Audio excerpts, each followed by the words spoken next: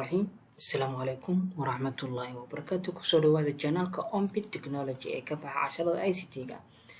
Waa Muhammad Cali Bilaal. Waxaan maanta idin wadaa qaabka la iskaga dhigo administrator. Markaad system hackaysid, systemkaas markaa aragtid inaad privilege-ka aad kor isugu qaadid, user marka hore user ahaan ayaa u jabsanaysaa. As user ayaa loo galaa. Oo hadda systemkan as user ayaan soo galaynaa. Then waan qaadaynaa, waxaan iska dhigaynaa privilege administrator ayaan iska dhigaynaa. Administrator-kana waxaan ognahay in uu wax walba ku sameyn karo, laakiin user-ka caadiga ah in uusan wax badan ka qaban karin systemka. Marka waxaan u baahanahay sidayna caadiga ahayd inay terminal soo furano. Terminalka markaad soo furatid MSF console ayaa leedahay. MSF console hore ayaan idinku soo sheegay waa Metasploit framework weeye, taasoo naga ogolaanaysa inaynu exploit ku sameyno meeshata, inaynu ka raadino wax badan oo payloads inaan ka helno. Waa database, waa framework noo keediya anything aan u baahano, exploit ha ahaado ama ha ahaado auxiliaries ha ahaadaan ama bosses, halka kan ayaad ka arki kadhaa. All halka kan ayay kuu qoran. Marka waxaan u baahanahay in aynu horta aan ku galno multi-handle-keeni. Systemka horta waa inaynu hackreynaa. Systemka aan u baahanahay waxa weeye systemka Windows-kaas inaan hackreyno, kadib aan administrator iska dhigno. Interpreter refers TCP. Helper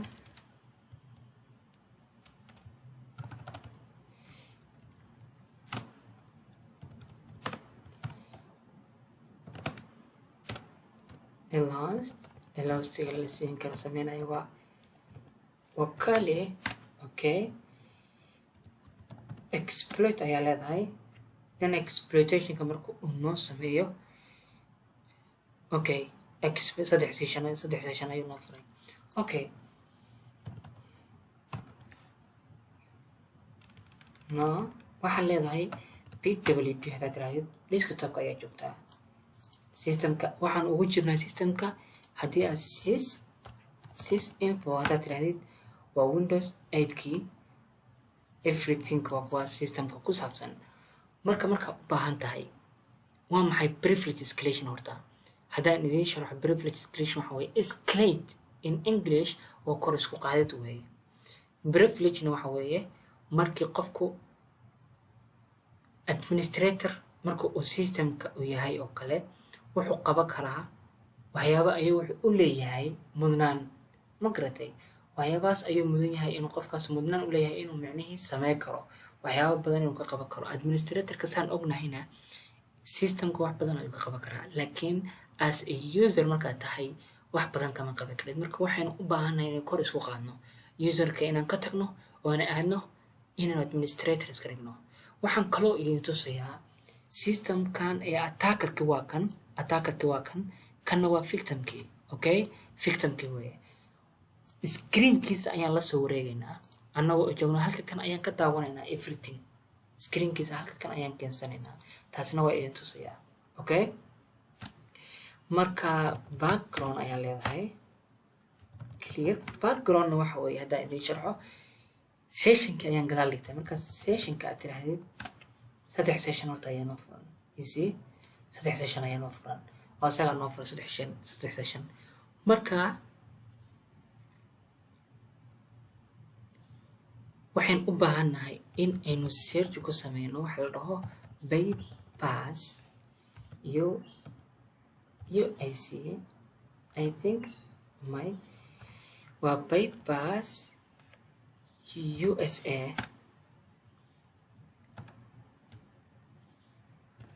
Clear search bypass UIC. صح, this one. Marka waxaan u baahanahay inaynu kan isticmaalno 2 waan isticmaalan. Clear ayaa leedahay. Show options ayaa leedahay. wuxuu u baahan yahay session inaad gelisid. Set sessions ayaa leedahay. waxaad sessionka ka dhigaysaa 3. haddana set L port ayaa leedahay. portigan waxa weeye listenka ka dhageysanayna portigan ka dhageysanayna waa inaan ka dhigtaa same ay noqdaan. Then show option ayaa leedahay way noo dhan tahay all. marka waxaa leedahay haddaad clear iska tirahdid waxaa leedahay exploit. marka wuxuu naga dhigaa exploitationka ayuu ku sameynayaa, wuxuu naga dhigayaa administrator markaa noqotay wax walba ayaa qabsan kadhaa. marka administrator ayuu naga dhigay. get system ayaa leedahay you are admin you see.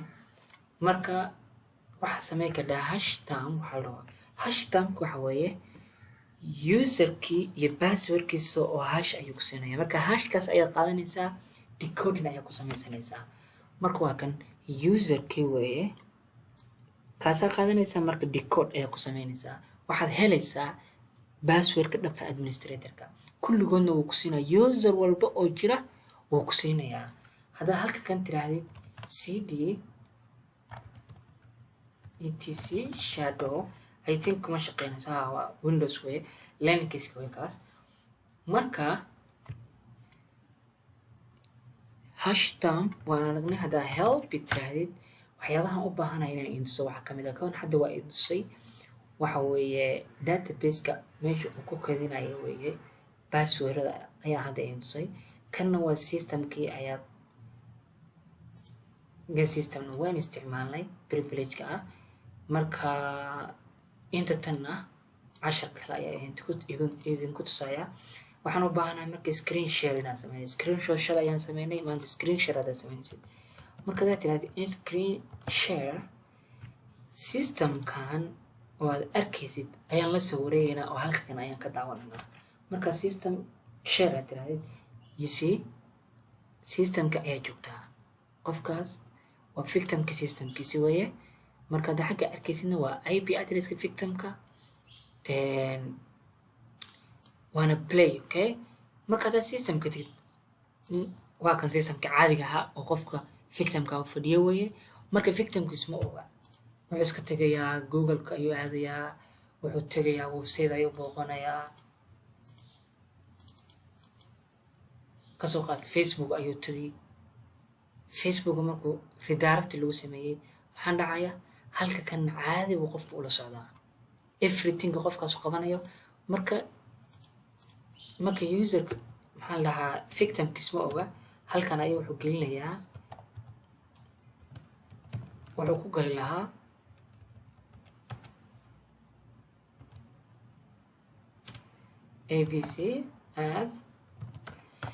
abc@gmail.com oo kula soo galaya. halka kan wuxuu iska gelinaya 1 2 3 4 5 ayuu iska gelinaya.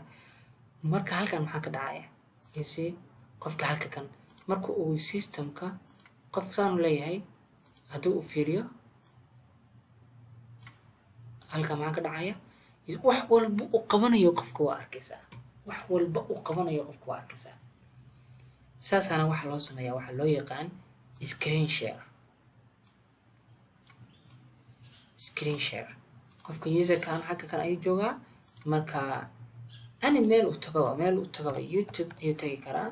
YouTube-ka markuu qofku u tago oo halka kan u kala imaado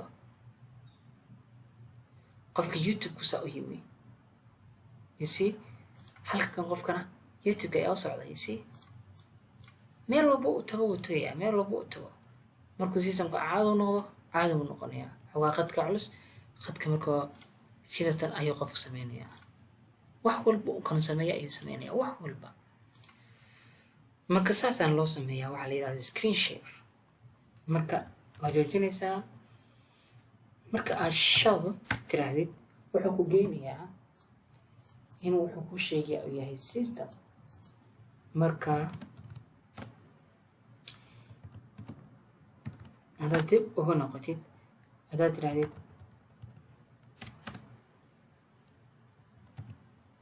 cd users